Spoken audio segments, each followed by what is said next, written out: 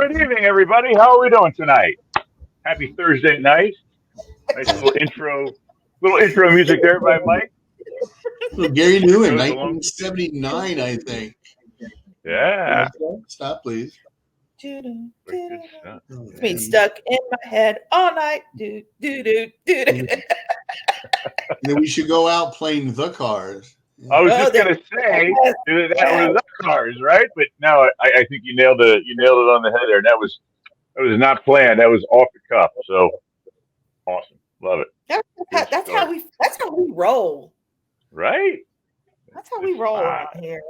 You betcha. That's right. We got someone chiming in. Good evening, Nate, Mike, and JJ. Good evening. And hello. Welcome. Who that is? Who that? Welcome. Who that is? Welcome back, guys. So tonight we're going to be doing. What's the matter? I was like, good to have you. Welcome back. Welcome back, Carter. Ooh, we got to. Welcome back, Carter. Welcome back. Yeah, there we go. Mr. Carter. Mr. Carter. With the rubber hose. Bob Marino. And yes, I have all three of John Travolta's albums. Oh my lord! Oh my lord! Oh, Cars. Excited Epstein's mother. Okay. Number 1 in Canada, UK, and only number 9 in the US. Oh. More competition, maybe? I don't know. That's because of the exchange rate.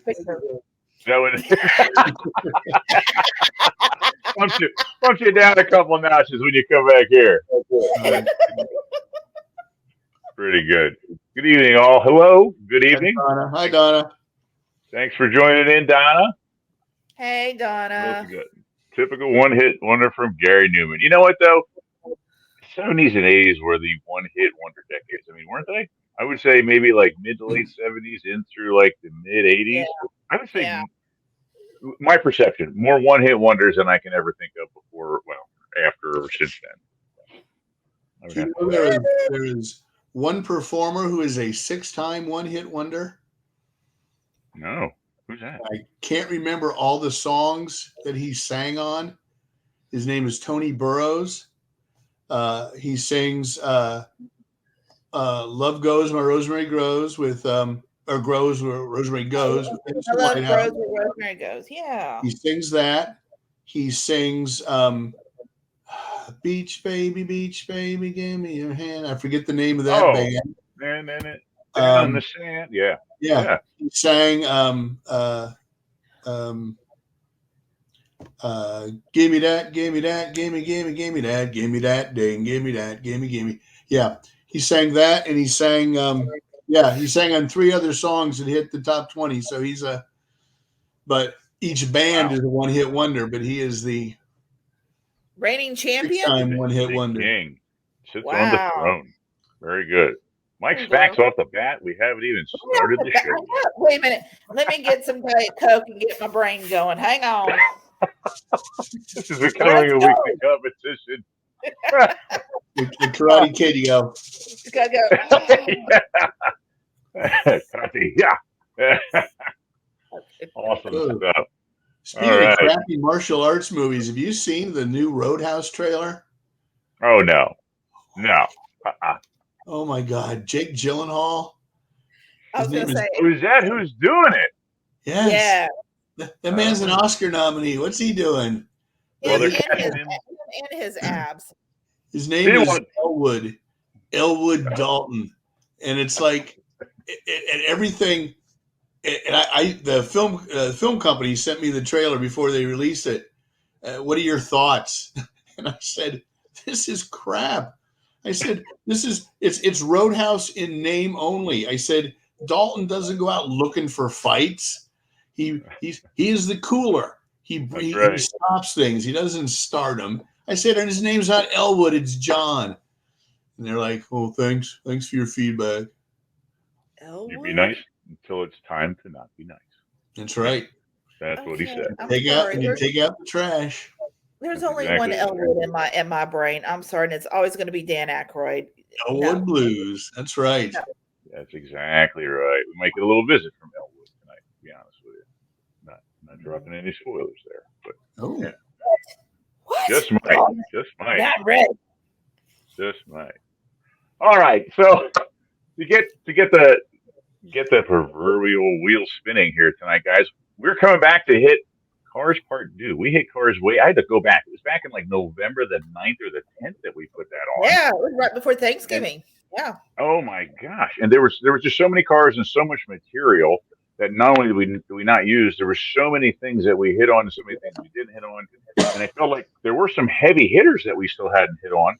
But then they also left out some other I don't want to say more obscure, but perhaps a little bit less known or less celebrated. So I thought I'd try and go down that avenue tonight. So I'm really trying to avoid a lot of what we didn't cover on the first show, and we're going to hit some more on this show. And so we're going to roll out some ideas and some famous cars, and roll out a couple scenes to kind of go along and kind of drive that as well tonight. So you guys at home, you car nuts, chime in, throw in some opinions, throw in some ideas, some questions, whatever you want to do. Yeah, we And had a good turnout when the first one came out. There was a lot of people that commented. So we got some car gurus out there for sure, besides yourself we and do, yeah. Keith. Yeah. Yeah, and that was also, it was like the longest show. That was a 2-hour show. It was fun though. It was, fun. yeah. We were having a blast. So It was fun. all right, so let me go. Losing you guys already. Oh, man, I tell you. So here we go. So TV and movie cars part due. Part 2. Part due. Do you remember where we got the due from, right? Uh-huh. Hot shots. We were joking about that. We said, let's do part 2. In fact, said that's perfect. We got to do part 2. So that's what we're gonna roll with here. All right. We got a question off the bat already. What was Roy Scheider driving in Jaws and Jaws 2? Well, it was a Bronco, wasn't it? No, Nate knows. So he was driving a night. You have one on your should have one on your shelf. I do, as a matter of fact, Mike. I believe you were the guy that sent it to me. Yeah. So he was driving a 1973 or 74 Chevy Blazer. And if you go back to the Martha's Vineyard show that we did, we even talked a bit about that. And what you see in Jaws is the way you could order that truck. The only thing that was on that truck that was not stock in the movie was the light bar. And that's the one thing that when guys try and get these trucks, these Blazers, and restore them, they have to fabricate the light bar. Everything down to the color that thing was in was a factory option. I actually pulled up the original advertisement, and it had the exact same thing, color, the whole deal sitting there. And the old Blazers, I mean, the tops came off. They were fiberglass. You pull a couple bolts and take them off, and that was really common. Now, in Jaws 2, he was driving a GMC. So he was driving a Sierra. He wasn't driving the Chevy. So, and I'm sure that came down to licensing and what they were able to get their hands on at the time. So, but whoever paid the most, because I'm sure it was Who Wants to Be in Jaws 2? What kind of car you got? Yeah, I agree with that. Sure, Pontiac ponied up, he'd have driven a Trans Am. Exactly. So I thought I'd start off with I think a movie that was kind of obscure when it started, but I think it's gotten more traction throughout the years. And it's like the more you talk about cars and movies, the more that this pops up, and that's the Wraith. You guys ever see this? No. I have. I actually, the ad agency I worked for in Baltimore, we had this film company's. We did their work on this and Dirty Dancing. So yes, I've seen the Wraith. Oh, awesome! Yeah. So Wraith came out in the early '80s, and it was a Charlie Sheen movie. Yes, Charlie Sheen and Nick Cassavetes and Clint Howard. Yeah. And I mean, really, I could never make out, Mike. Maybe you know better. It was definitely like a small little, almost like a isolated desert town. It almost had a little bit of like a post-apocalyptic feel to it, although I don't think that was the intention. Even down to like the swimming hole that they were at and everything else. And you had a couple local bullies and punks, and they had some hot rodded cars, souped up cars. They looked like half of them were yanked out of the junkyard. big engines sticking out of the hood, and they would go out and basically run people off the road. I think they would hijack people. I think they would even cause people to get injured. And he, Charlie Sheen, I believe, was the first victim. Isn't that right? Am I recalling that correctly?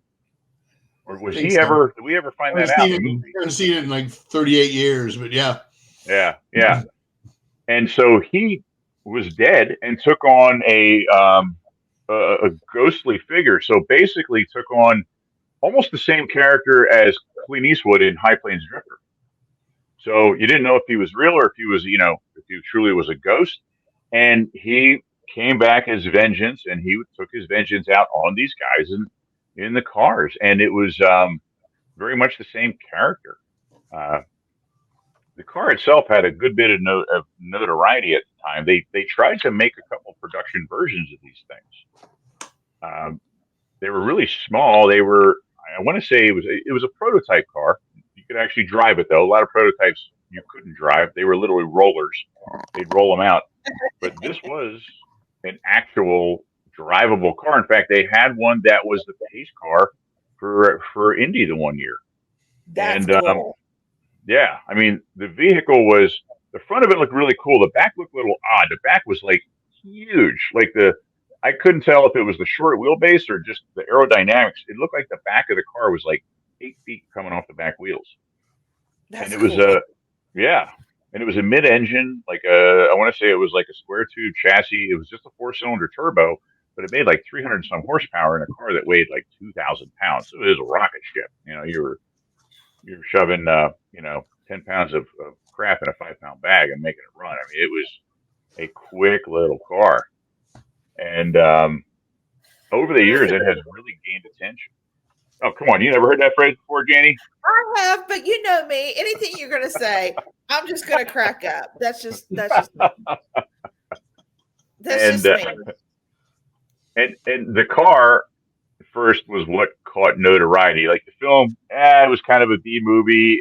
I don't even know if it was in theaters or if it went straight to video at the time because VHS was getting popular.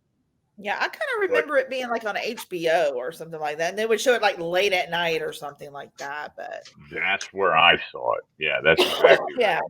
Yeah. That's definitely where I saw it. And at first it was the car was what gained traction and people want to know about the car. But it seems like the last decade or so, the movie's been kind of getting traction again. In fact, they've reintroduced him with the car in the last like 10, 15 years, like him taking pictures. Someone had one of the original prototypes or I want to say found one and redid it. And someone else, I went to Chrysler, someone else, might have been a different manufacturer, actually did a kind of a modern commemorative version. It doesn't look anything like it. Basically has the same kind of reminds me of the DeLorean with the doors on the side opening up like that too. Just similar to a Lambo. Yeah, the DeLorean doors opened up into the roof where these were kind of tilted, and the whole back end was tilted off too. That way you could work on the end. Yeah, that's pretty cool. Pretty cool stuff. Pretty cool. Yeah, man. Yeah, definitely has its own trailing and fandom. I mean, you start to look this stuff up, and you see really quickly there's some guys willing to dump boatloads of money into trying to make their own version of this thing. Because, like I said, it was a prototype, so it was a extremely rare car. So that's cool. Good stuff. So I'm going to lead in with another softball here, and this is one I didn't really think of right away, but the car and the movie it's from, they both tend to be kind of oddballs, and I think needs to get some attention. Dude! Yeah, right? Wayne's World, fun time. Excellent. Man, should have played like both in Rhapsody. Is that a Pacer? Is that what that was? AMC Pacer. Yeah. Dude, it's called, isn't it called the Mirthmobile? Yes, that's what they nicknamed it. AMC Pacer. AMC, take nothing away from them. They were utilitarian cars. They really were. It's what they were. They were not terribly expensive. They were very basic, and they weren't horrible cars. They were just horrible looking cars, in my opinion. And they always had the oddest trim level packages. I mean, they're the only ones in history that did a Levi's edition interior in a car.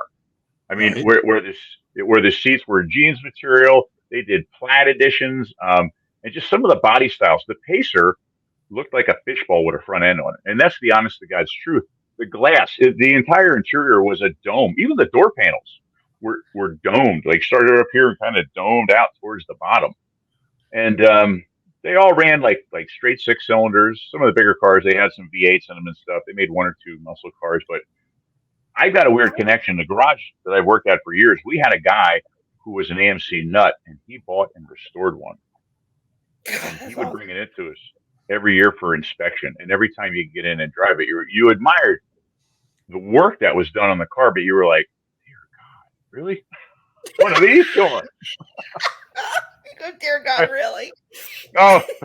So I wonder how many cars of that they made for Wayne's World, because I remember after that movie the very first one came out, there's a theme park and it's called Kings Island in Cincinnati. Mm-hmm. Okay. And so Paramount Pictures purchased it. Okay. So they had a lot of Paramount movie, what do you call them? Props and stuff. And the Mirthmobile. So I have a picture of this car that my sister and my dad saw. So I wonder how many they made, because it's up there in Cincinnati. If it still is, I don't know. But they saw that car. Nate, did AMC do the Hornet? Huh? Oh, yes. AMC did the Hornet. In fact, I had an aunt that had a Hornet. They did the Hornet. They did the Pacer. They did the Matador. They did the Javelin. Yes, they did the Rebel. Rebel was their full-size muscle car. The AMX was their claim to fame. That was a two-door 390 muscle car. Yeah, they did a ton that, you never really knew them. You saw them all the time. You never paid any attention to them. They were good cars. They really were. My son's wife had a Hornet when I met her in '79. So, yeah. Mm-hmm. Yeah. Wow. We're actually going to see a Hornet. My son's mom, not my son's wife. No. Otherwise, yes. Wow. Make my 39-year-old son's mom 67. I don't think. Yeah. I had a girl I dated briefly that had a red Hornet. Now that you say that, so that's like Hugh Jackman. It's like Hugh Jackman and his wife / mom. Yeah. They're now divorced. Nice car, though. Yeah, absolutely. Nice car. Yeah, and this one that you're talking about, the original, they sold it at Barrett Jackson, very prestigious, car auction. I want to say it got $80,000, and down to it still has. So if you picture the dash, the plastic cup dispenser that was in the dash, and all the crap that they had mixed in the car, left in the car, and it had custom interior. My favorite, and I had to put a picture of it in. If you remember the clip, was the headliner where the dome light was. They took that out and they had licorice dispenser. There. You remember that? Oh yeah, licorice out of the city. Absolutely loved that. Yeah, one of the best movies ever to just get lost in. It's stupid enough to be funny, and man, they really were guilty pleasure. Yeah, it really was. Yeah, awesome. Well, I thought we'd dive into some nostalgia here that we didn't hit on last time. So I'm going to lead us in, and I'm going to lead us in with a movie clip this time for you guys. Sweet. So you guys at home, catch up here, and we'll see if you can figure out what it is. You probably pick it up quicker than some of us will. Here we go.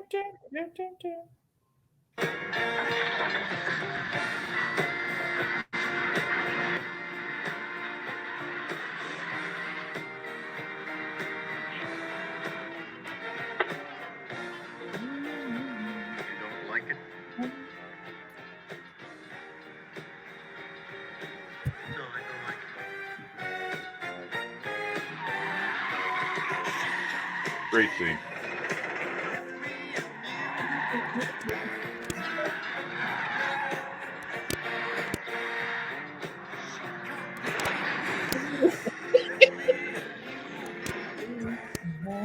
Car's got a lot of pickup. And that's a great line. So the rest of that line. Oh my God. Do you remember that line, Mike? Say, fix the lighter. Is that no, it was before that. I've got it in the picture there. So he says, yeah, great car. It's got a lot of pickup. And he says it's got a 440 cop Magnum engine. He said, it's got cop engine, cop tires, cop suspension. Yeah.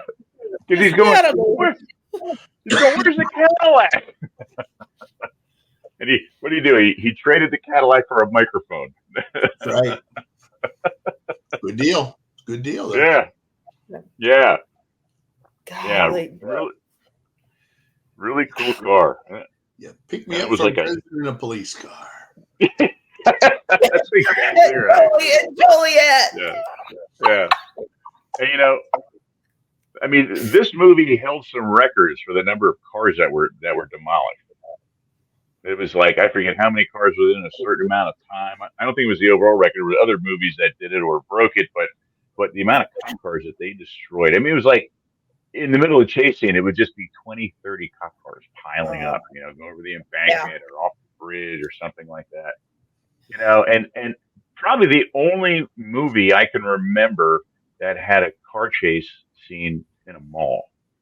Remember that? Oh my God, that's my favorite scene ever. They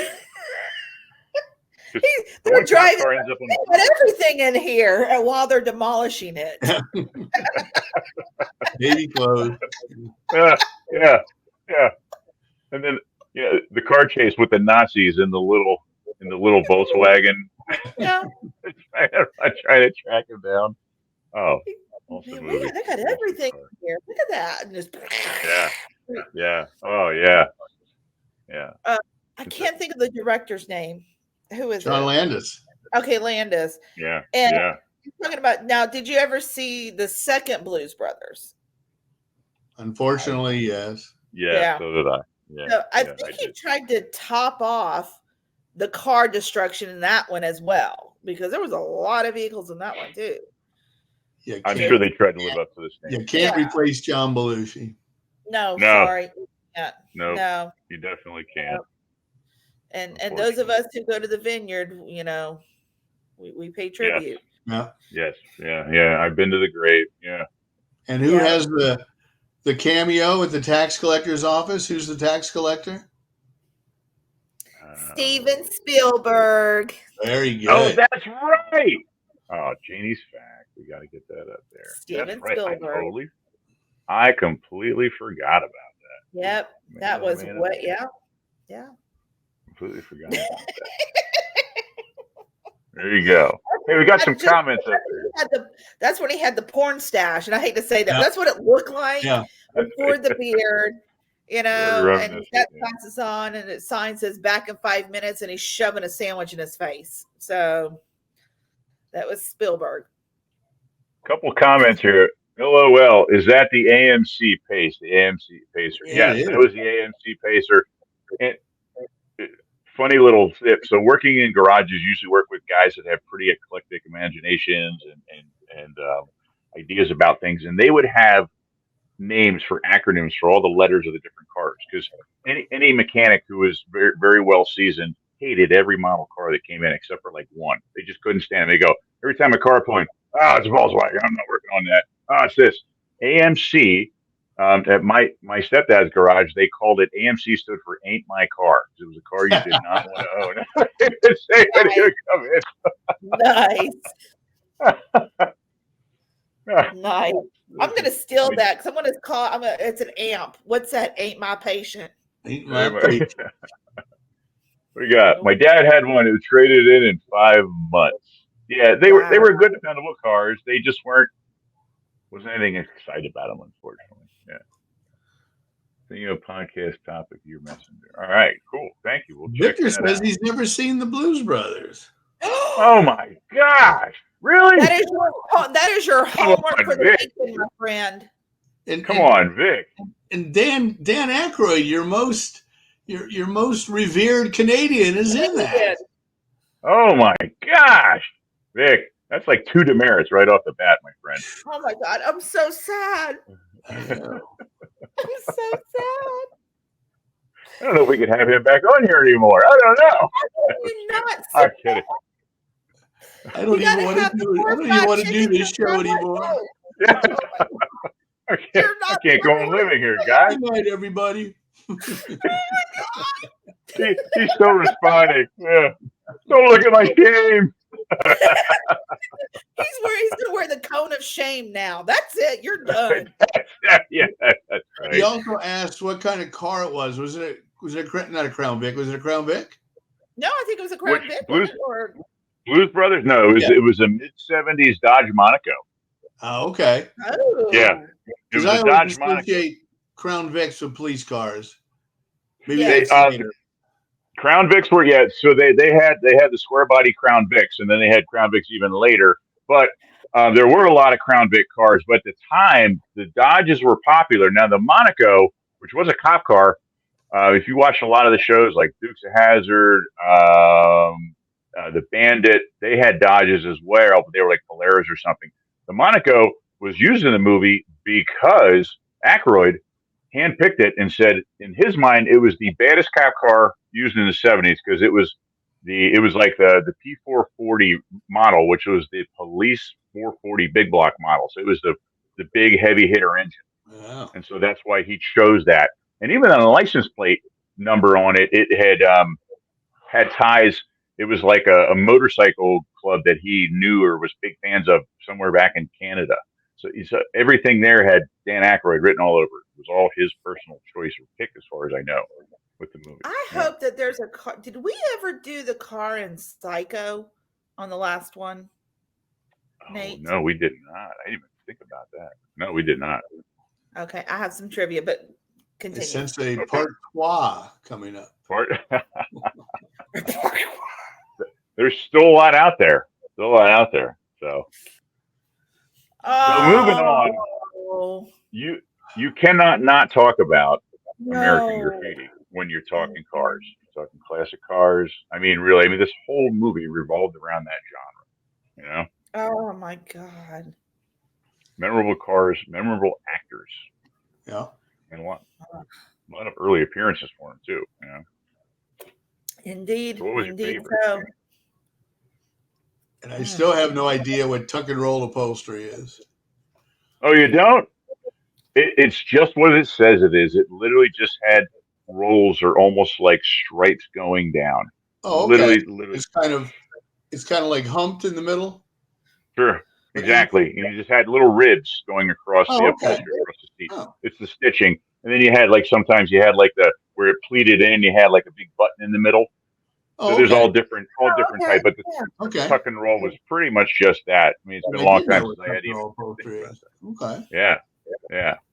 But just some classic cars, and I mean, the white T-Bird with the little opera window there. Who was Suzanne Summers, if I remember correctly. That was rest in peace. Yeah. Didn't they when they brought the Thunderbird back in whatever James Bond movie it was it 2002? Didn't they? It was pretty much like that with the little window. Yeah.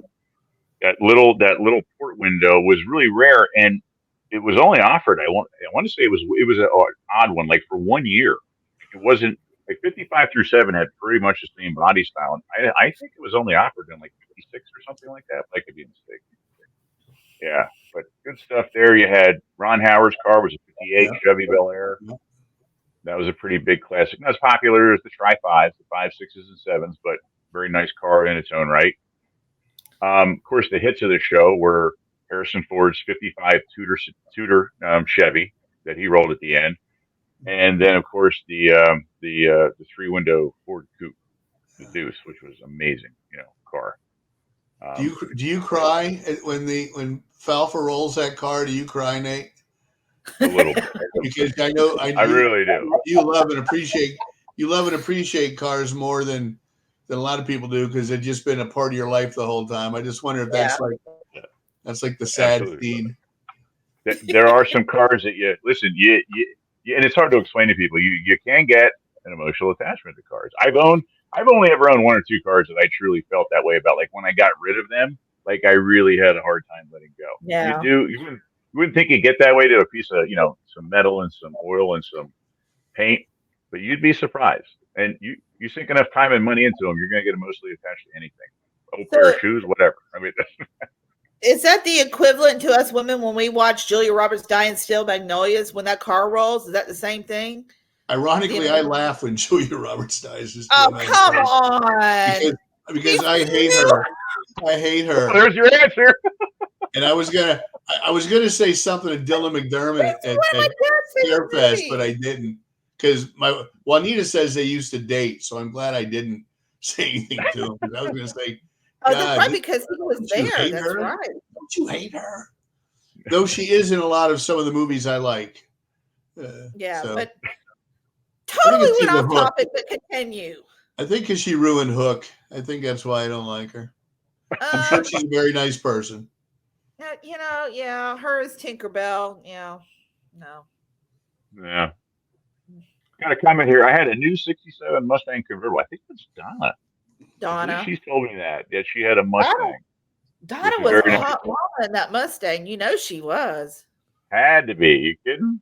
Convertible's got to be the way to go on the island when it's nice. Yeah. Got to be the way to go. But she was a hot mama, man. She still is. Yeah. Yeah. She's probably laughing at me now, but that's okay. Nate, what's the car lower right? So the maroon one? You're right or am I right? Okay, so the maroon one, so that was, if you remember, Richard Dreyfuss kind of got himself in a little trouble, ended up becoming really good friends with the car club. With the Pharaohs. With the Pharaohs. I was going to say Falcons Pharaohs. So that car, very iconic in the world of custom cars. That is a 49 or a 50 Mercury. Okay. So when you hear the term lead sled, that's the car that comes to your mind. Okay. And lead sled referred to the type of customizing, which that car is the epitome of and has a lot of. So they would take these old lead sleds, these late 40s, early 50s cars, and what they would do is to really give them a custom look, they would French in the headlights. In other words, they would literally cut the headlights out, get rid of all the chrome trim, and then more or less kind of recess them into the body and do all the metal work. That's when you look at it, all you see is the lens. They would chop the tops. They would pancake the hoods. They would literally section part of the hoods out to really give these things a very sleek, no chrome, just very flowing look, which really accentuated the body of those cars. And they would fill in the seams with lead. They would literally take bars of lead and a torch.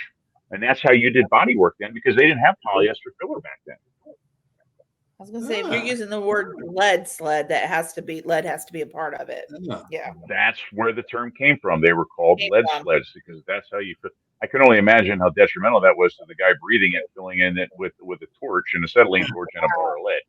You know what I mean? I'm sure a lot of guys develop cancer from that. Yeah. But that's what that is. That's either 49 or a 50 Merc, iconic in the custom car world. Yeah. Wow. Yeah. It's a Nate's fact. Hey, I got one. This is his episode to shine for sure, which he needs to. So, we had a good one here. God loves Donna for owning a Mustang convertible. You betcha. No doubt about it. Always turns heads. Yep. Huh. Yep. Always fun. Anytime you go down the street and there's a convertible, you always look to see who's driving. Every time. Just about every time. Oh my gosh, what happened? All right. Well, I think we got kicked off, guys. Kicked off of the show? Yeah. Yeah, we're still alive. Still going on my phone. Okay. Yeah, counter's still running. Janie, maybe you got kicked off. Maybe that's what it was. That's probably true. I don't know. It's trying to make the correlation between Julia Roberts and cars. You just can't do that. Listen, that is not my fault. If they can't take a sense of humor, oh well. But it's like I can't get on. Even Zuckerberg knows you can't say that. That's right. Well, I'm gonna roll out a clip for the next ones, and I'll be honest with you. The next group of films, somewhat familiar with, you guys are gonna be much more the aficionados on this. So let me. An old car or Julia Roberts? I wouldn't take a ride in either one of them. Yeah, it's okay. Roll it. Here we go. I'm ignoring you.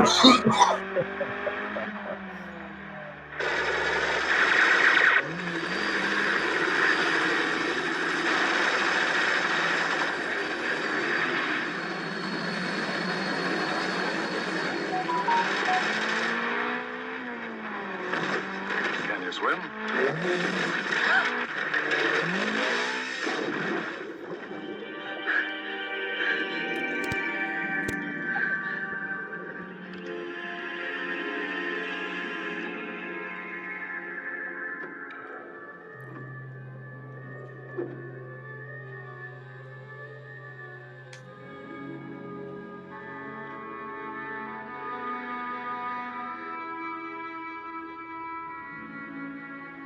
time we said goodbye to an uninvited guest.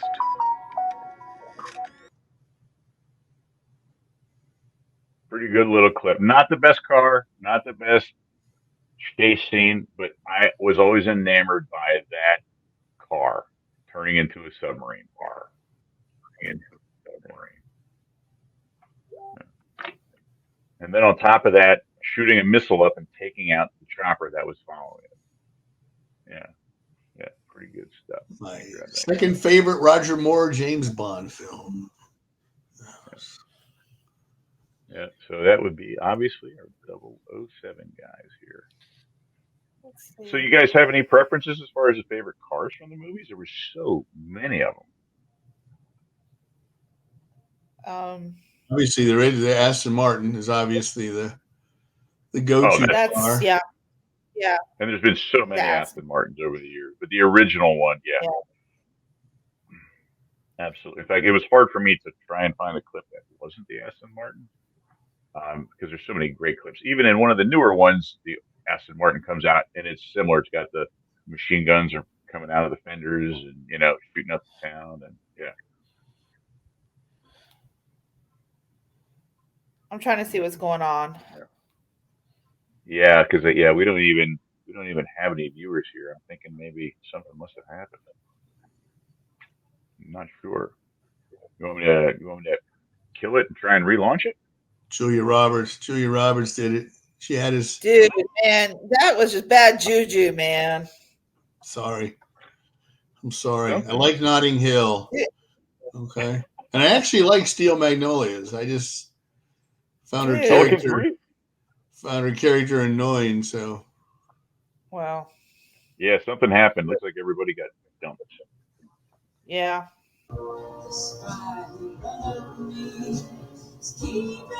Okay.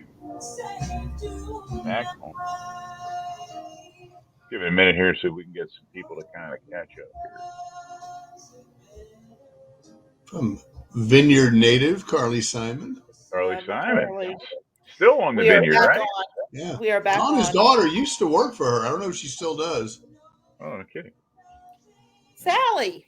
Her name is Sally, isn't it? Huh. All right. Okay, Nate, we're back on with Back in the Day. All right. We are back on live, guys. Don't know what happened there. Stop, please. Not sure what happened. For some reason, everyone kind of got the boot there, and next thing you know, everything's gone away. But we are back, and we got at least one person back on watching, so that's a good call. So apologize, guys. Not exactly sure what happened there. Back for round two. Back for round two. That's right. Did you also attach the Jaws page, because it's not on that one? I did not. I thought I would weed it down just to one in case it was something cross-referencing off the Jaws. Okay. All right. That's okay. According to your message, I'm wondering if maybe could that have what caused it to just shut it down entirely. Nope. Does that make sense? Gotcha. I was trying to eliminate all variables here. I got you. Oh, Michael Gilstrap is here. He's watching. Hi, Michael. Okay. Hey, Mike. Hey, Mike. Yeah, very nice. All right. Well, we'll give it a minute or two here, and people will get back on. But let's hit a little bit on some of these cars. And I told you, Mike, we were going to come back and see an AMC Hornet.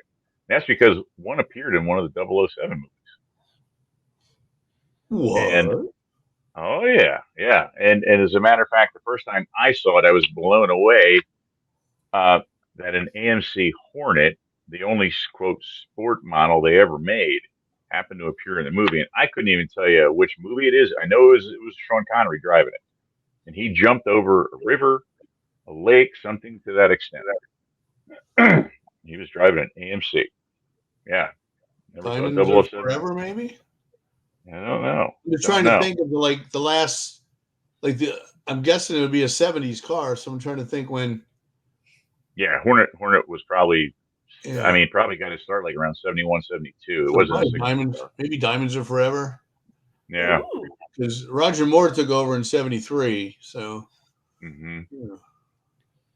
Yeah, they made a couple. They did some more sport-minded cars. They even did. There was a what was the other one? I had a friend who had one in high school. It was a really rare little boxy, the Gremlin. They actually did a Oh, Gremlin option that even had a V8 in it from the factory. Very rare one to come across. But yeah, so was Lee AMC, Iacocca part of AMC? Lee Iacocca You know, he got was his. Chrysler later, but where did he start? I want to say so. He started off in Ford. That's where he made his name. Butted heads with Ford Junior, and then I'm almost positive. Yeah, went over to AMC. Okay. And then when AMC got bought out by Chrysler, he made the big move there. And honestly, he's what breathed a lot of life back into Chrysler. It was him, brought the Jeeps over. And at the time, the Wagoneers and stuff were getting really big, the Cherokees, and obviously the Dodge Caravan. He helped bring Shelby on board. Yeah, he really, really brought that company back around again because they were not doing good. AMC was not doing good. And eventually they shut down AMC. I mean, I think like the last production AMC was like the AMC Eagle or something. Do you remember that thing? I remember the name. It was like basically it was now we have these modern crossovers. It looks like a small short wheelbase station wagon, but no one wants to say that word anymore. And that's what it was. And it was a 4-wheel drive. Had a straight six in it. Yeah, had like the wood grain stickers on the side. Hmm. Yeah. So Okay. all right. Well, might as well keep things rolling here. I'm only seeing one or Yeah, I've two. I've sent out a message for anybody who was on the Jaws page to just pop on over if they're a member. Okay. Okay, so that has been taken care of. Yeah. Hopefully they'll see the new stream up because this will be a Yeah, successful video. I would yeah. imagine they would. As soon as they hit the page, they should see it there. And I totally said it was Michael's fault that happened. So That's right. I still think it was Zuckerberg. He didn't like what you said about cars and Julia Roberts. That's oh my goodness. He was you And don't mess with Shelby. for the curious, Michael points out that the Wraith is on Vestron Lionsgate Blu-ray because Vestron is the film company they used to work for. So yeah, Oh, really? You saw yeah, a we did restaurant? the Wraith and Dirty Oh, Dancing. sorry, excuse me. No kidding. Oh, oh. And I want to point out one of the other cars in here, which is why I put it in here too, in the top left.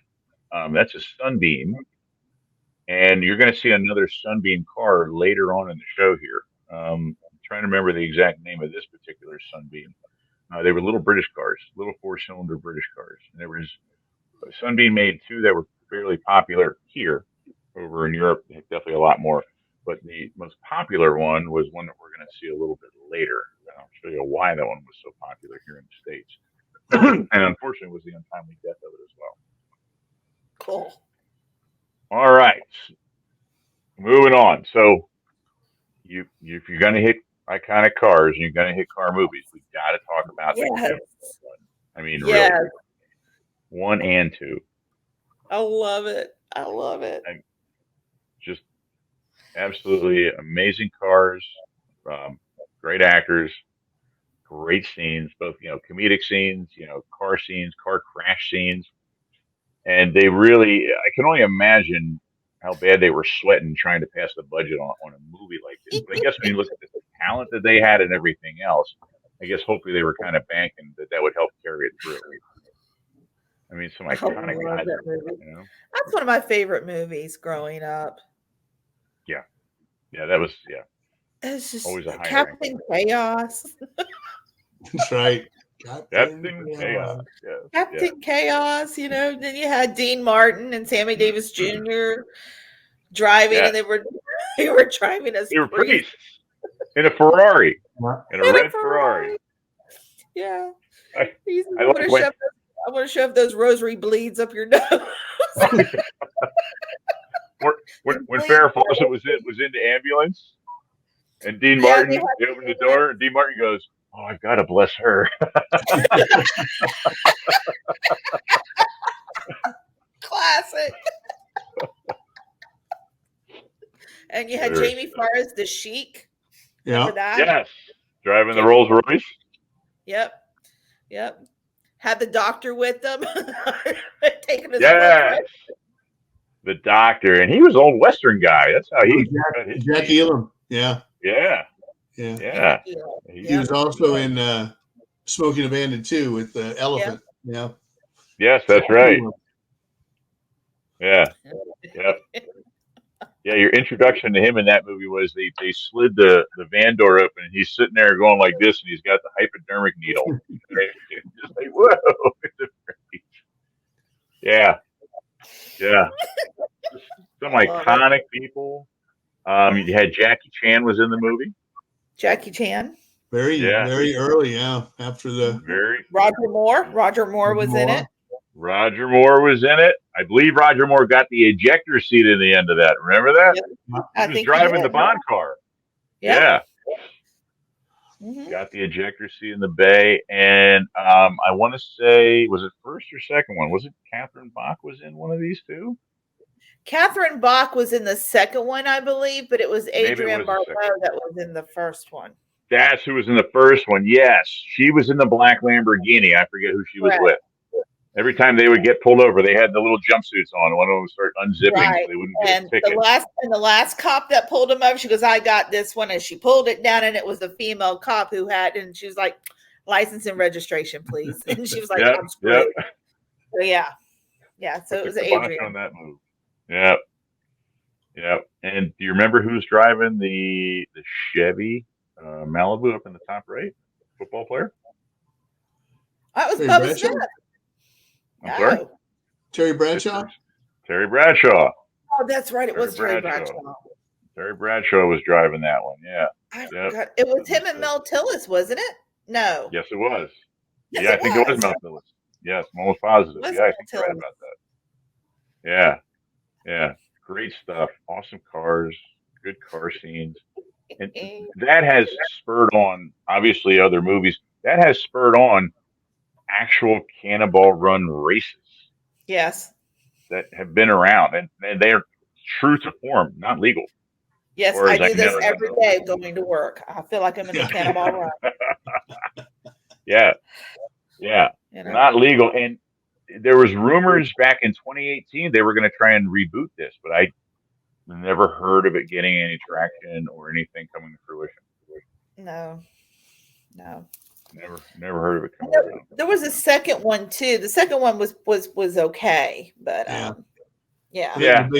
big draw on that was Sinatra. That's Sinatra. Yeah. As the mob boss, yeah. Kind of like Smoking a Bandit 2. Was it 2 or was it 3 with the elephant? Remember that? Oh, 2 was the elephant. Is that what it was? 3 was just Jackie Gleason and like a 20-second cameo by Burt Reynolds at the end. Right at the end, yeah. And this is the film that Gene Coulter turned down to do Jaws 2. And if you really shameless plug for the Jaws 2 book, but she talks about because she was Farrah's stand-in and stunt woman on Charlie's Angels, and the woman that did the scene, they didn't have everything right in the car that they flipped with her in it, and I want to say the stunt woman was paralyzed. I don't think she was killed, but they didn't have everything done properly. So, yeah, that stuff. Oh wow. It's pretty intense. If you ever see the movie Hooper, you really see a lot of what goes in there. That was a great movie. Yeah, we talked about that last time. That was a very good movie. Very underrated, I think. Yeah, I did like Hooper. Hooper's one of my favorites. Yeah. And true to life for Burt Reynolds. That's how he got his start. I mean, that's what he did. He was a stuntman. Yeah. Very good stuff. So we got a comment here. Suggestion for TV, Movie Cars 3, The Gumball Rally. Gumball Rally. That's not ringing a bell with me. You guys fill me in on that one? I've heard of it, but I don't recall it. That's like I think it's late 60s. It's kind of like a more tame version of Cannonball Run. Oh, okay. All right. Well, moving on as I feel like we're kind of escalating here in movies, and so I have another one that is a really 19, iconic. I'm sorry, Right. 1976, Michael. Oh wow, I thought it was younger than that. Yeah, Michael Sarrazin, Gary Busey, Gary uh, Busey. Susan Flannery. So yeah, 1976. Gary Busey. Gary Busey. I tell you my Gary Busey story. No, it's here. When Mike G and I started Media Mics, we reached out to people that we were fans of because we wanted to do interviews with people. We did it so we could interview people that others had interviewed but never asked the questions we wanted to hear. And Busey was one of them. And Busey's rep sent us a note back and said, Gary does interviews for $10,000. And I sent back, well, we're just a couple of kids and, we don't have a lot of money, but we really like Mr. Busey's work. And in fact, when Gary Busey went to Oklahoma State, he was part of a Christian rock band called Carp. And I have their album. I said, I actually have the album. And then the guy sent back, he said, well, Gary will do the interview for $5,000 and a copy of the album. And then I sent back, well, I sell copies of the album for $5,000. And we never heard back. So Touche. The band was called Carp, Carp, C-A-R-P, yep. as in the fish. As in the fish. I wish I could run downstairs and grab the album. I would. Why am I acting like that surprises me? This is Gary Busey we're talking about. Because he is a drummer. He used to drum under the name Teddy Jack Eddy. And he was originally cast, the first time they cast the Buddy Holly story, he was cast as well, they call him J.I. in the film, but Jerry Allison, he was cast as the drummer. And then I don't know what happened, but then when they redid it, they cast him as Buddy Holly, and Buddy Buddy Holly. the rest is history. Wow. As they say. Wow, that's a big Mike fact. That's like 3 Mike facts there in a row, Mike. Wow, drummer. Yeah, and he did a great job as Buddy Holly, I thought. Oh, he was amazing as Buddy Holly. Yeah, Yeah, absolutely. Really was. Yeah, really pulled it off well. It's one of those things when you look at him, you go, "You played Buddy Holly," because you don't see it. It's like it's like Billy Bob Thornton. If you watch Sling Blade and you don't know that's Billy Bob Thornton, you don't know that's Billy Bob Thornton. You wouldn't know exactly. I agree with that. Just the makeup and the way he carried himself, and it's just like the haircut and the you're absolutely right. Yeah. All right, I got another clip here to roll in our next one. This one is pretty big and pretty iconic. We didn't talk about it last time, so sorry I dumped my files here when I had to close the show. So let me grab it here. There we go.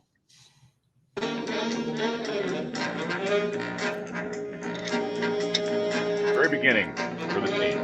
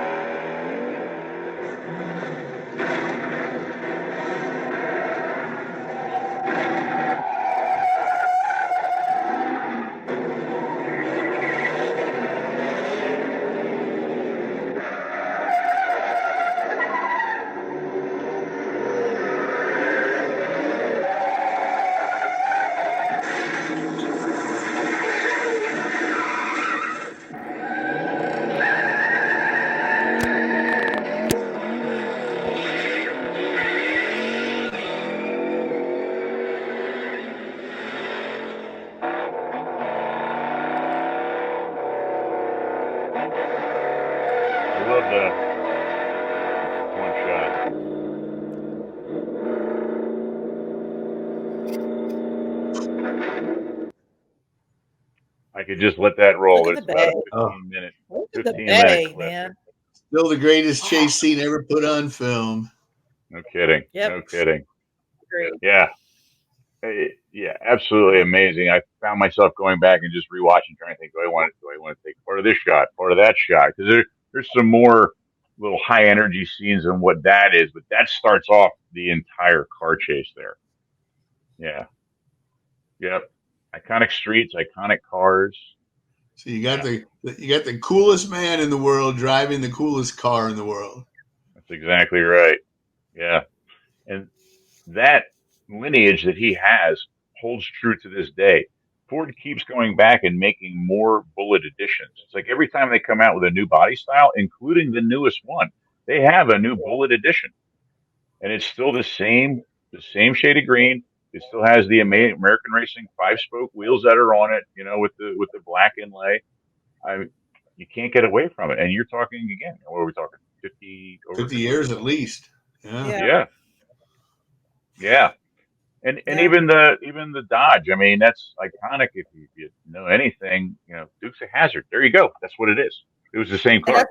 that's a Dodge Charger, correct? Dodge Charger, 1970, I believe. Yep, 69 or 70. And the Dodge Chargers weren't even supposed to be in the movie. So when they went to shoot this movie, they struck a deal with Ford, and they were only going to use Fords for the car scenes. That's why they got the Mustang for Steve Yeah. McQueen, and they were going to have Falcons be the other cars, but the Falcons didn't put down the power of a big block Mustang. They just couldn't keep up. And so after trying to get that off the ground, whoever it was, I can't remember if it was production designer or director, whatever, said we got to get something else. Went down to a local Dodge dealer and bought two of the 400 Dodges, which were pretty high up there as far as engine size and options and stuff like that, because they knew it could at least keep up with the Mustang for the scenes. And the best part was they weren't black. Black wasn't even an option color that year. One was like yellow, and I think one was like blue or purple, and they brought it back and had to paint them black to kind of play them down because they wanted the Mustang to stand out a little more just for the scenes for the movies. Yeah. Yeah. Nate's facts. Look at it. Sorry, that was mine. That's yours. Claim it, brother. Claim Oh it. man, I had a really good friend in high school that had a '69 Mustang Mach 1, and it was the first time I had ever gone drag racing was driving his car because I was the one fixing his car. So he would, you know, I'd take a pass down the track, he'd take a pass. And we had a local drag strip, and we would have high school drag strip challenge every year because of our local drag strip. And so you'd go and you'd pay like I think it was like $20, and if your car would make it past safety inspection, you could drag race till you ran out of gas, you ran out of money, or broke something. And that was the first car I ever ran down the drag strip. Yeah, Wow. awesome car. Yeah, a lot of fun. Wow. Good stuff. You're telling me that if I would have done that where you grew up, I wouldn't have been in trouble with my dad when I raced my, Ford Ranger on the street? My stepdad was a drag racer. That's what he did. He was an engine builder and a drag racer for the longest Yeah, time. well, I until he got retired grounded. from that. And I'll tell you what, the best. Well, that's just it. So, yeah, the best advice he ever gave me is he looked at me and he said to me, he handed me the keys, and he said to me, "I'm going to tell you this one time." He said, "I know you're going to go out there and drive fast. I know you're going to go out, act like an idiot, like every 16-year-old boy does when he gets behind his first car. Let alone, my first car was a '70 Chevy with a V8 in it." And he said, "Go to the track, pay the fee, get through inspection." And he said, "Drive as fast as you want." He said, "I don't care if you blow the engine in that thing." He said, "But you're going to be on a controlled strip. There's no traffic. There's no kids crossing the street. Right. No." And he was dead on. I mean, he truly was. It was probably the best piece of advice he ever gave me. I don't know how I listened to it at times, but probably the best piece of advice he ever gave me. And we would go to the drag strip, but you learn really quick you can't afford to go to the drag strip. It costs too much to get you there. It costs too much to keep the car running. Yeah. And you break stuff because you're beating the crap out of it. And you learn real quick that you go broke. So yeah, I broke my brake line on my truck, so yes, I know. when you're racing, you don't use brakes, Jenny. Come on, that's just a pedal that gets in the way of the other. I did that day. Oh man. Oh. So moving on, here we go. Look at Annie Potts. little bit of a decadent '70s movie here. Yeah, little So cute. Corvette She was stuff. so cute and topless in this movie. Yes. She was right. Oh, fuck. In her name was on the van, wasn't it? It wasn't like Vanessa or whatever. Yeah. Wasn't that the name painted on the side of the Chevy van? Yeah. I think the last film appearance of Danny Bonaducci, Danny Partridge. Oh, really? Ooh. Yeah. Oh gosh. Oh. Okay. Wow. Mike Fack again. I have to go back, and I haven't seen this movie in at least 25 years. Look at Wow. Mark What part did he play? Did he work in the one chop shop? Is that what he did? I Or was he think like so. one of his high He was school Mark Hamill's friend. He was Mark in high Hamill's school? buddy. Okay. I think I saw this like opening weekend because I think we played it at the theater. But it's just like, I mean, just fortunate that, he had this and, this done before Star Wars. And then, before Star Wars came out. Oh, this came out before Star Wars, did it really? It came out after, but it was already done. Oh, okay. Like Teen Wolf. Teen Wolf did really well because it came out after Back to the Future. Yeah. Oh, wow. So it was already in the can, and then boom. Yeah. Gotcha. Yeah. It was. I remember it kind of being. I don't know. You were never excited about it. I would watch it at times just to see the cars. The premise was a little. I guess the storyline was interesting, but it was a little out there. The car was a little out there. High school kid pulling this off in shop class. I mean, just the fiberglass and the paintwork alone. Oh my gosh. I don't even know if I could afford that these days, let alone back when I was in high school. But the car is I want to say it's still in existence. I know the car was taken and redone at one point in time. I know older Corvette guys have tried to kind of do their own version of this. It wasn't the most iconic Corvette body style. To be honest with you, it's when Corvettes to me at this point I wasn't a big fan of the look anyway. I think I'm 4 hours away from where they make the Corvettes in Bowling Green, Kentucky. Mm-hmm. Went to the museum. And when we went to the museum, there was a nice little hole in the middle of it where there was an earthquake or something had happened. And all these cars look that up. They lost a bunch. And they lost some iconic ones in that too. Yeah, they did. They posted the figurative amount that they lost in that sinkhole, and it was up there because there was some. That's what it was. It was a sinkhole. Yeah. Oh, yeah. Lord. Yeah. Yeah. It was not good. All right, so let's grab the next one and keep the ball rolling here. Getting away from the action, going more to perhaps the more obscure, not obscure, but more fun side. The family truckster. The family truckster. Yeah. It's an unbelievable car. And the car itself, to look at it, whoever designed the car, the first thing they did is they were like, let's double everything. Double the headlights. Let's double the taillights. That's pretty much what they did. Hang some extra sheet metal on it, Let's double the wood grain. Let's put it on the hood.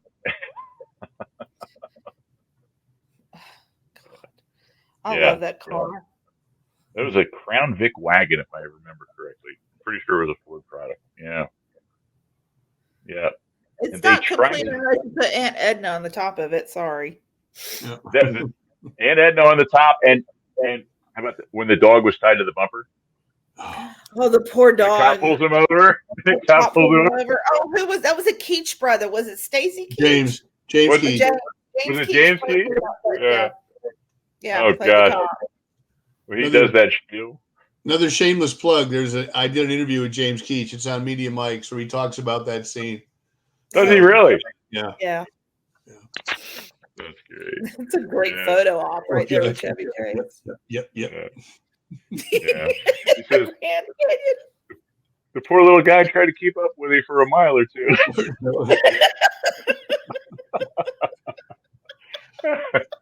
Oh my gosh. My favorite line is, "Oh my God, the dog wet on the basket." Eat the sandwiches. It's only the biggest goddamn hole in the world. Clark! Second biggest, yeah.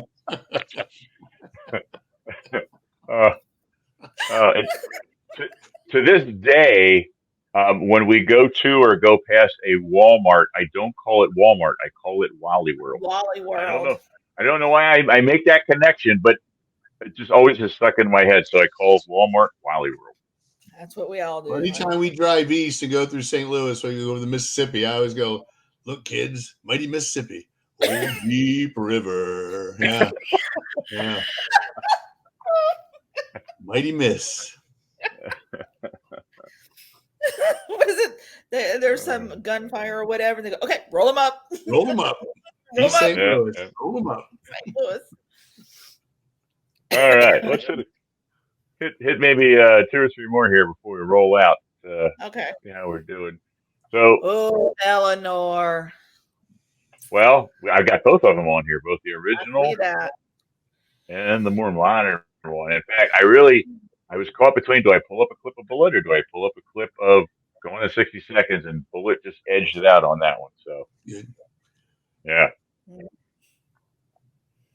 Look at that. Beautiful car. They really were. Yeah.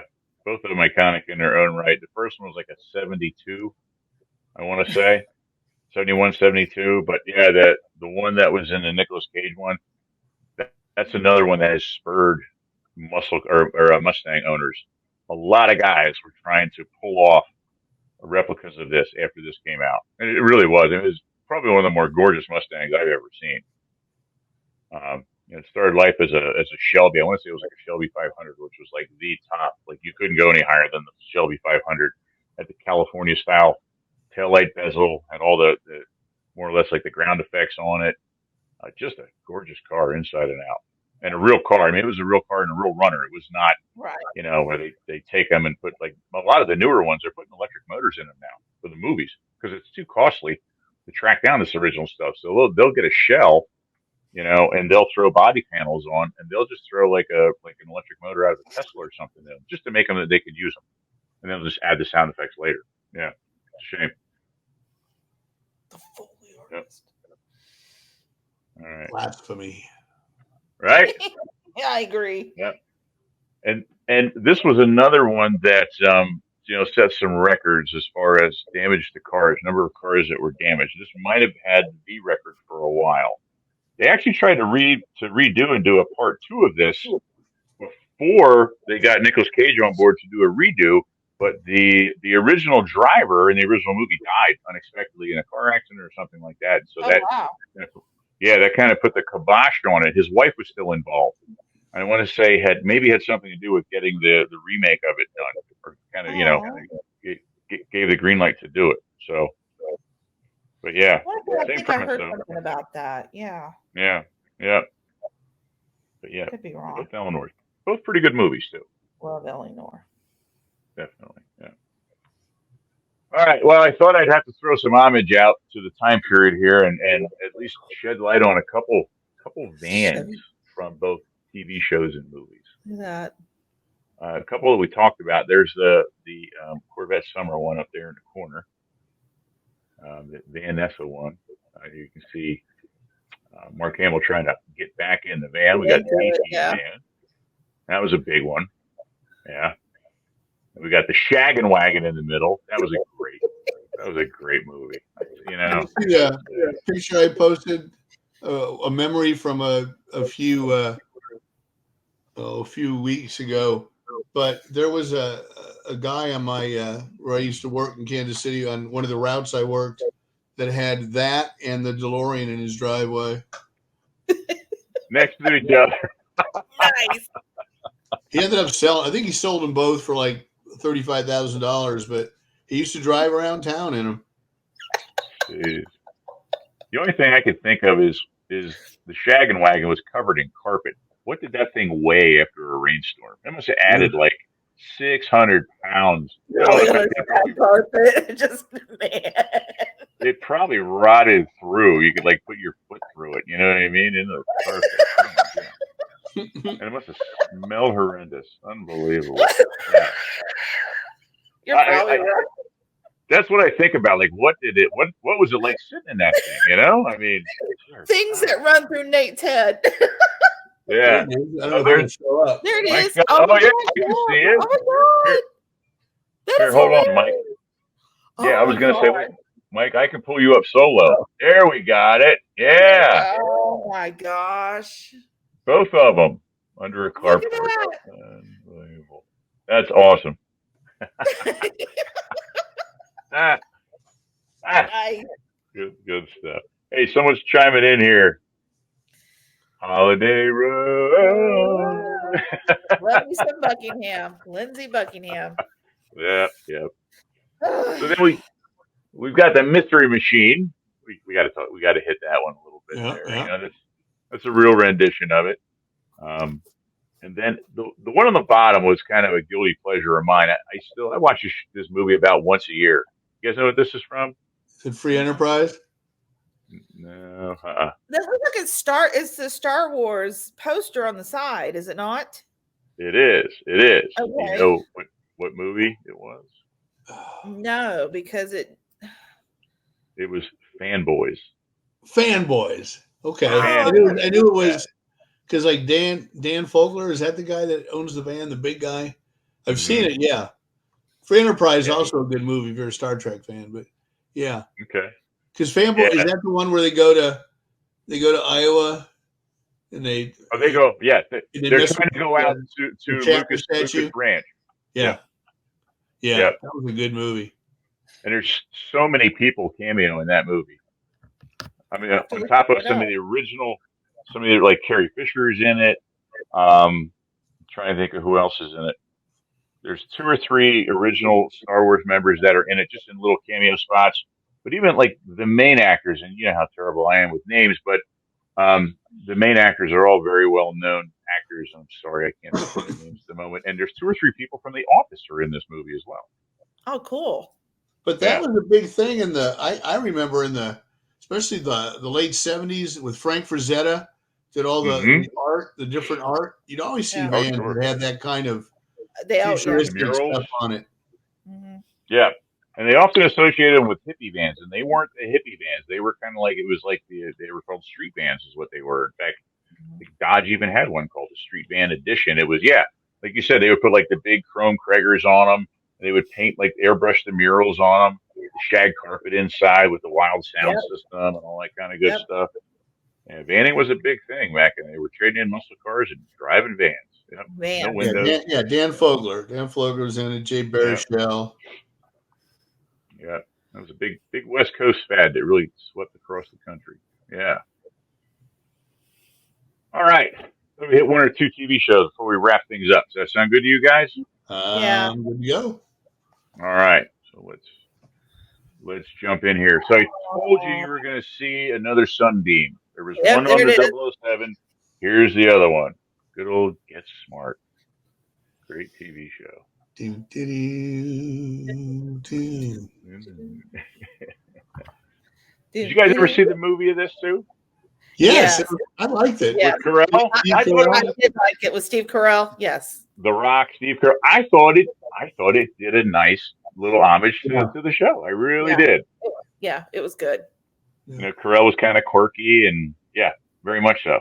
Yeah. When I went to UCLA to go to the secret underground lair where they keep all the rare books and stuff to look at Howard Sackler's original Jaws 2 script, Uh-huh.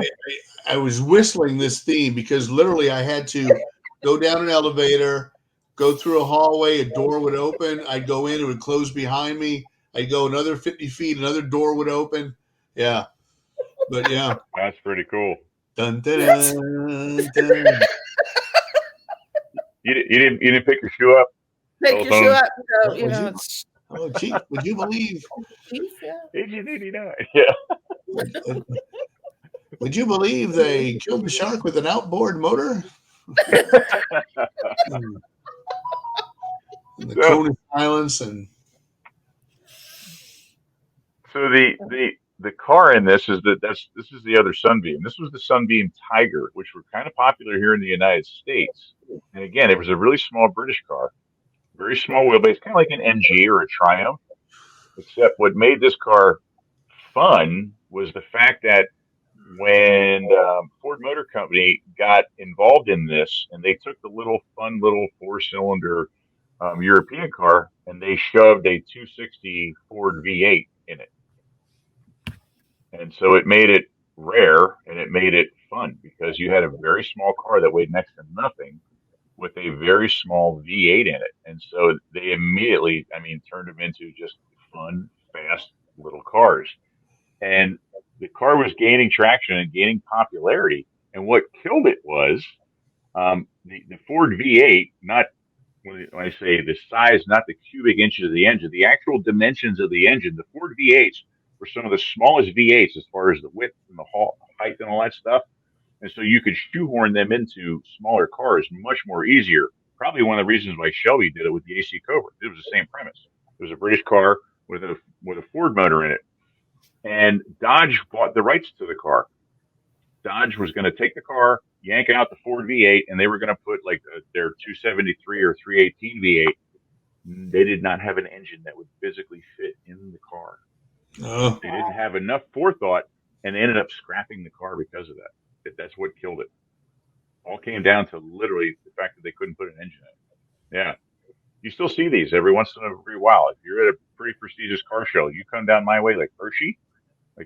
Hershey is one of the biggest in the country, let alone the East Coast, and they will not allow cars that are not original in the show. Like, you have to show documentation. You will see some of these things floating around. Neat little cars. Yeah. Huh. Yeah. You should come here to Pigeon Forge to the car shows, Nate. You would I would have love to a lot of the rod Yeah, runs. I'd love to. Grew You up need doing to a do lot that. of car shows as a kid. And Yeah. to clarify, Jane was talking about the Steve Carell remake, Get Smart, not the terrible 1979 movie, The Nude Bomb, No, I with was Don talking about Adams, where the highlight of the film was the jaw shark on the ride coming out of the water. coming out of the water. I don't even think I've seen that one. Oh, You know, not even aware of it. Apparently, I don't need to be. No. All right. So I thought we'd hit this guy. Not a hugely popular show. I want to say it was a flash in the pan, maybe 2 seasons, 3 seasons. And that was about it for the show. Unfortunately, it was about it for the car, too. The car was kind of a replica, almost a knockoff. We call these kit cars, where guys would take like a basic chassis or a basic car, and then what they would do is they would then create their own body to fit on another chassis. And this car happened to be one of those. So Hardcastle McCormick I used to watch was the show. Yeah, I would catch it once in a while, mainly because I'd see the car and go, "Ooh, I want to watch it." You know, the actors are pretty good though too. Yeah, you ever catch any episodes, Mike? I did not. Yeah, it wasn't on very long, and the premise was 80s. I want to. Yeah, it was like early to mid '80s. And I think the premise was the guy on the left wasn't he like a reformed car thief? Isn't that what he was? That was working for the. I honestly do not remember the whole plot of it. I just know that is it Brian Keith? Is that correct? Brian Keith on the right. On I the can't right. remember the guy on the left. So Like Daniel. I just remember him. Yeah. I can't remember what his name is. I don't. But I remember him being in the Parent Trap, the original Parent Trap with Haley Mills. Oh, yes. Okay. And Uncle Bill on Family Affair with Buffy and Jody. Correct. Yes. Hardcastle McCormick. Yeah. And he Brian yeah, Keith so, was. The car uses Yep, go ahead. I'm sorry, Jenny. Volkswagen no, Beetle he was when he was who was it? Oh gosh, she was with John Wayne. DeLorean DMC 12. Always started with John Wayne. Maureen O'Hara and him. It was in the Parent Trap. No, okay. Daniel Hugh Kelly. I had the Daniel right. That's it. Yeah. And the car started life. So if you watched and listened to the show, you heard the very beginning of the show, they showed this awesome tachometer. And if you look at the bottom, there's a horse on it because it was either a Ferrari or a Ferrari tachometer. It wasn't one from this car.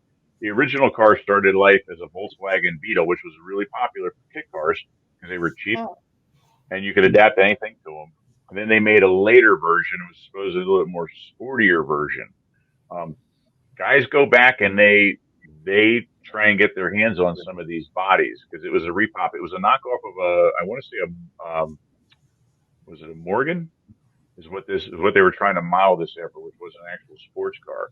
And I forget the name of the designer that made the car. And was kind of one of those deals. You know, the car was to kind of help make the show be a character in the show. I mean, the opening scene, the car is like jumping over another car, and you know, when you see it's a little two chassis fiberglass car, I can only imagine how many of them they destroyed just like in the opening scene of the car show. So, but yeah. So anyway, It's a cool front. something a little out there. So Yeah. I've got one. I've got one to end us on, and I'm going to end this on. It was a car show. It was a TV show, but I'm going to actually end it on a movie clip. And the movie, unfortunately, took a little bit of a beating because of the take that they took on it and some of the actors in it. But it was a really cool car. And the movie, honestly, I didn't think was as bad as what they made it out to be. So let me roll out the video here, and we'll pull up the clip. So I don't know if you guys saw this or not. Maybe you did. Let me grab it. Here we go. Yeah, wait.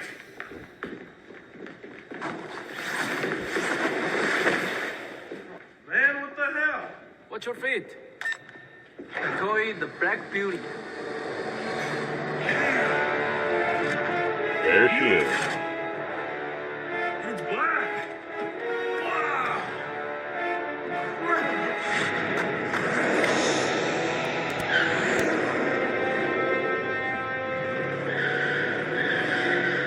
Oh, dude, we're forgetting something very important. What's this?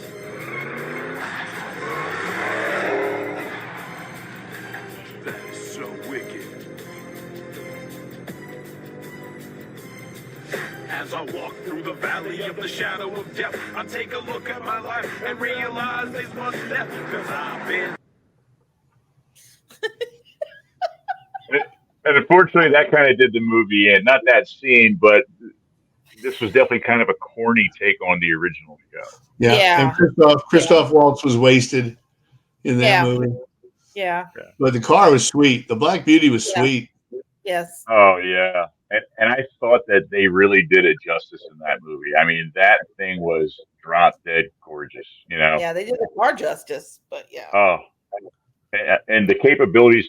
You know, the original Black Beauty was a great car, but I felt at times as a kid, especially compared to the Batmobile, because same era, that it was Right. kind of understated and underutilized at times. Right. You know, Yeah. where the Batmobile not so much. And I felt like this movie, one of the shining moments is the fact that it really brought the car's capabilities to the forefront. So some of the scenes of the car literally got cut in half, and he switched over so it was front wheel drive and was still shooting missiles out of it at people, and just really kind of, I think, brought the chops of the car up to where we could finally see it. I just thought they did a great job with that aspect of the movie. Yeah. So, Yeah. Beauty. very What cool a beauty. stuff. Yeah. Yeah. Well, I did. I mean, even on the television show, the short-lived one with Bruce Lee, Bruce Lee. the car was really sleek and cool. Oh yeah. Yep. Yep. And the green headlights. I just thought that was so cool. And Chrysler had such edgy looks that time period with their full-size cars. You know, there was no rounded, flowing edges. Everything was angular and you know, edgy and cut like almost knife-like. And that car body was a perfect example of that. Yeah. Yeah. That's cool. Stuff. That's Very cool. good stuff. Well, I think we got a good spot to kind of wrap things up. Yep. Right there. I have one little bit of trivia before we forget, and it does deal with the car. Absolutely. Let's go. And we're going to like I brought up earlier, the Psycho car. Do you remember the license plate on the car that Jamie Lee Curtis's mom drove to the Bates Motel? Remember, she switched cars.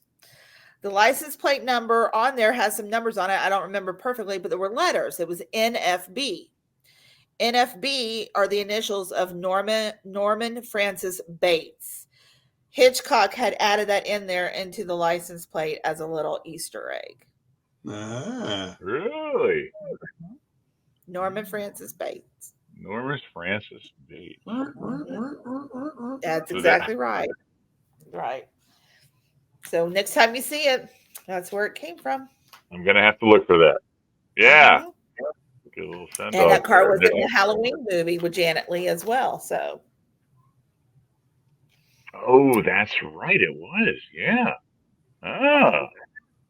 Janie's rounding this one out. Oh, Not as much as you have though today, buddy. You did your homework. well, You had a great show, man. sorry, it was I'm unfair impressed. advantage. No, But yeah, yeah, I yeah. love it. Just a I complete love it. passion of mine. Something I really grew up with, and as much as I've gotten away from it, you never fully get away from it. So it's just Yeah, a lot but of you fun. brought up cars and movies that it has been a joy for all of us, and we've shared really great movies. Like I want to go watch the Cannonball Run again and the Blues Brothers. It's just, yeah, I yeah. I found And you're myself not going to deep have those diving movies into without it. those cars, Yeah, right? yeah, yep, So, yep, yeah. I think all I right, sure will buddy. be watching some. part trois should be all Chuck Barris stuff. You know what? That's a good idea. I even have some Oh, Chuck Barris slated for tonight, so I'll hold on to them. We can do that. And Chuck Barris, I mean, I don't know who customized more movie cars and show cars than him. I really don't. then Chuck Berry. Yeah. Yeah. Chuck Barris was a letter, by the way. That's one of the guys I was talking about. With leading in the panels. Oh, that was like one of his specialties. He was a very good custom body man. In fact, I'm sure he did that to a lot of what you guys see. What's that? Where my apartments are, there's like they built this Amazon building where this old mall used to be, and so there's like it goes in a circle. Mm-hmm. No, the Amazon doesn't work, but I've got somebody's out here racing a car. Matter of fact, so Huh? I can hear it. It sounds like a pissed off bumblebee, but there's somebody's out here racing a car right now. Or maybe it's the Black Beauty. You know, Yeah, right. I hope the hell so. Or it's a land speeder. I don't know which, but it's noisy. It's noisy. Well, all right, guys. I think we got a good place to wrap it up. Absolutely. We'll come back. Maybe we'll come back again. There's still so many out there. So Oh yeah. Oh, okay. we'll see. Yeah. Awesome. Be awesome. Well, okay, guys. I appreciate you guys hanging out with us. Sorry about the little glitch there. What happened in the middle, but thanks for jumping back on. Either way, I'll have this uploaded on YouTube. So if anyone missed the second half, you'll definitely be able to hop on there and catch it. In fact, I'll post a link up too as well, just to make sure. Awesome. Awesome. All right. Okay, My guys. hair looks red tonight. Good gravy. Okay. Yeah, I know what you mean there. Oh, it's like I got like a Wilma Flintstone thing going on tonight. I don't know why. Okay. Takes you back to the days of wing windows. It's one of the things I miss in cars. Remember Yes. wing windows in the With summer? and what I was had their those in my purpose? truck. Yes. I was wondering what was their purpose. It was just that. I mean, most of the cars didn't have air conditioning, and so you could open those, and it would speed up the air velocity. Trying to direct the air at you. Okay. Right at you, right at your face. And so the more utilitarian ones, like the trucks and the vans, it was a hand one. You just flipped the lever and you moved it by hand. Now, if you had a little bit better car, it had a hand crank for the wing window. And they stuck around until, I want to say, early to mid 80s. Some of your luxury cars still had them. In fact, Lincoln had power wing windows for a while. When you would put the window down, the big window would go down, and then the wing window would go down. And then they would go up in the same order. Yeah. I miss wing windows. You remember the vents down by your feet, too? Remember you'd open the vents up? Yes. Yeah. Yep. Before air conditioning. How did any of us ever survive that? You know? I don't I was know. gonna say, I didn't have it. My first car was a Delta 88. I didn't have air conditioning in it. My first 5 cars. In fact, I want to say I was 5 cars deep till I owned something that was built in the 80s. I mean, I didn't want to. I mean, you didn't want to own. If you were a true car nut, you didn't want anything owned past like 72, because that's when all the government emissions came in. You wanted 60s, early 70s, 50s. Yeah. Yep. Yeah, we're pretty pampered. I miss the days where wing window was open and you had the sunburn on the right arm. Yeah. It was hanging out the window. I still get that though, but from my Kia, but still. Sitting on the chrome window strip right below the door. You Always burn hot, yourself when you put it up there. Exactly. Yep. You always had to test it. Make sure you didn't burn the arm. What happened? Sitting on the window. Oh. Went for a drive. Went for a All drive. right, guys. We're going to wrap us up right there. Thanks for joining us. And hey, tune in next week. We'll get some good Jaws action going. And be back for another round. All right. Another round. You Boom, mentioned. boom, boom, boom, boom, boom. Boom, boom, boom, boom, boom, boom, boom, boom, boom. And on that note, happy weekend. Everybody be safe. Yes. Don't take away from the population. Don't add to the population. Anyway, be safe and have fun. And how about them Chiefs? Yes. Oh, that's right. Super Bowl. Ooh, yeah. Congratulations. Beat Congratulations San to Evan. Francisco. We're Yep. gonna beat them again. We're gonna Let's beat go. them again. I'm ready. Let's go. I'm going to be out there like Jason Kelsey. No, I'm kidding. I'm not going to do that.